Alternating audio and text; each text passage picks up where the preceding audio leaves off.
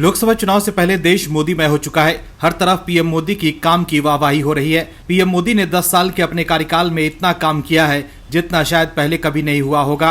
PM Modi ने बता दिया है कि काम करने की इच्छा शक्ति हो तो भारत भी दुनिया के किसी भी देश को अपने सामने झुका सकता है।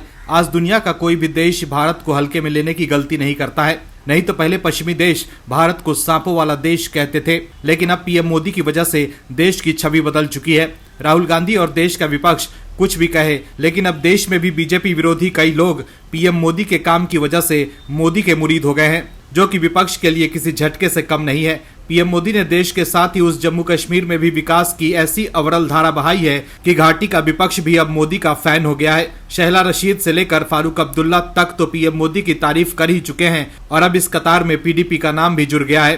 पीएम मोदी ने कश्मीर को देश की मुख्य धारा से जोड़ा है। कश्मीर के नाम पर पूरा भारत डरता था, लेकिन अब पीएम मोदी के नेतृत्व में अब देश का आम इंसान कश्मीर के लाल चौक पर घूम भी सकता है और परिवार के साथ बिना डरे काम भी कर सकता है।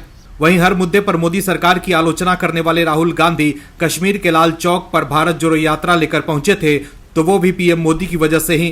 क्या है खबर, बताते हैं आपको इस रिपोर्ट में। दरअसल पीडीपी के संस्थापक सदस्य भी पीएम मोदी के मुरीद हो गए हैं। पीएम मोदी की जम्मू कश्मीर में रैली थी। इस दौरान उन्होंने आर्टिकल 370 का जिक्र करते हुए देश की जनता से अपील की कि हमें 370 सीटें जिताएं। यही नहीं, पीएम मोदी के जम्मू कश्मीर पहुंचते ही केंद्र शासित प्रदेश की राजनीतिक फिजा बदली नजर आई। उनकी रैली में जनता के बीच पीडीपी के संस्थापक सदस्य और पूर्व डिप्टी सीएम मुजफ्फर बेग भी नजर आए। पीडीपी अध्यक्ष महबूबा मुफ्ती से मतभेदों के चलते पीडीपी से दूर रहने वाले बेग ने इस दौरान कहा कि मैं नरेंद्र मोदी से प्रभावित हूं और उनकी ही गाइडलाइन को मानता हूं।